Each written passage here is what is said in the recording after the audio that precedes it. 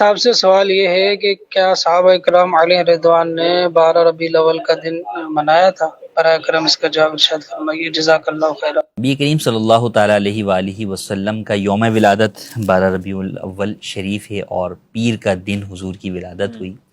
تو نبی کریم صلی اللہ تعالیٰ علیہ وآلہ وسلم کے یوم ولادت کو منانے کے اعتبار سے اگر ہم دیکھیں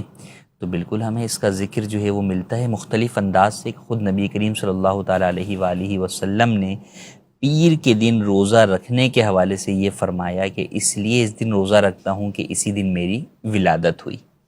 تو اس سے یہ پتہ چلا گویا کہ نبی کریم صلی اللہ تعالیٰ علیہ وآلہ وسلم بھی اپنی ولادت کی وجہ سے اس دن جو ہے وہ روزہ رکھا کرتے تھے۔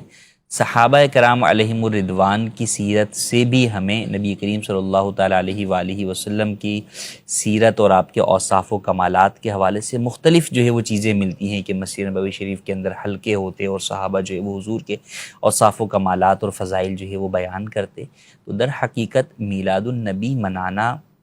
آپ علیہ الصلاۃ والسلام کے اوصاف و کمالات کو بیان کرنا، فضائل کو بیان کرنا، آپ کی سیرت کو جو ہے وہ بیان کرنا ہے اور آپ کی آمد پر خوشی منانا ہے کہ آپ اللہ پاک کی ایک نعمت ہیں اور اللہ پاک نے اپنی نعمتوں پر خوشی کا اظہار کرنے کا قرآن کریم کے اندر جو ہے وہ حکم دیا ہے۔ تو بالکل اس میں کوئی حرج نہیں ہے۔ ہاں، انداز مختلف ادوار میں ہر چیز کے مختلف ہو سکتے ہیں۔ جیسے نبی کریم صلی اللہ تعالیٰ علیہ وآلہ وسلم کے زمانے کے اندر جو قرآن کریم تھا، جو مخطوطہ تھا، جو مختلف چیزوں پر لکھا ہوا تھا، وہ بغیر اعراب کے اور بغیر نقطوں کے تھا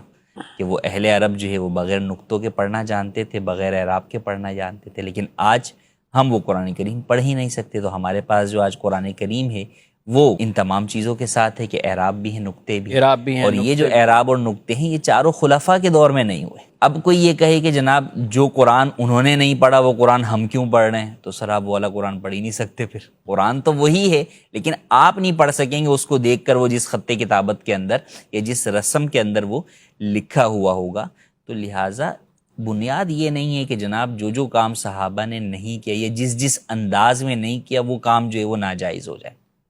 کیونکہ اگر یہ دلیل بنائی جائے گی کسی بھی چیز کے حلال یا حرام ہونے کے لیے، جائز یا ناجائز ہونے کے لیے، تو فی زمانہ بہت ساری چیزیں جو ہے وہ ہمارے ناجائز میں چلی جائیں گی اور اکثر چیزیں جو ہے وہ جائز نہیں رہیں گی۔ تو بنیاد وہی ہے جو شریعت مطہرہ نے بیان کی ہے کہ جب کسی چیز سے منع نہیں کیا گیا، قرآن و حدیث میں اس کی ممانعت نہیں ہے، تو جائز ہے۔ اب صحابہ کرام مسجد نبوی میں حلقے لگا کر حضور کے اوصاف و کمالات بیان کرتے تھے، سیرت بیان کرتے تھے، حدیثیں سنتے سناتے تھے۔ آج اگر ایک بڑے مجمع کے اندر ایک خطیب صاحب ہیں، امام صاحب ہیں، وہ بیان کر رہے ہیں، لوگ ان کے سامنے موجود ہو کر وہ چیز سن رہے ہیں، یا صحابہ عربی میں نعتیں پڑھتے تھے حضور کی تعریف و توصیف کی، ہم اردو کے اندر پڑھ رہے ہیں، کوئی فارسی میں پڑھ رہا ہے، کوئی اپنی زبان میں پڑھ رہا ہے، تو مقصد کیا ہے کہ حضور کی تعریف و توصیف بیان کرنا۔ اب وہ چاہے کسی بھی زبان میں ہو، اس کا انداز جو ہے وہ کچھ بھی ہو، جائز طریقہ کار میں رہتے ہوئے۔ ہاں، جو ناجائز ہے اس سے بالکل منع ہے کہ جناب آپ نعت پڑھ رہے ہیں لیکن ساتھ میں موسیقی آپ ایڈ کر رہے ہیں، تو چونکہ موسیقی سے متعلق حضور کی حدیث پاک ہے کہ میں ان چیزوں کو توڑنے کے لیے آیا ہوں، تو وہ ایڈ نہیں ہو سکتی، اس کی بالکل اجازت نہیں ہوگی۔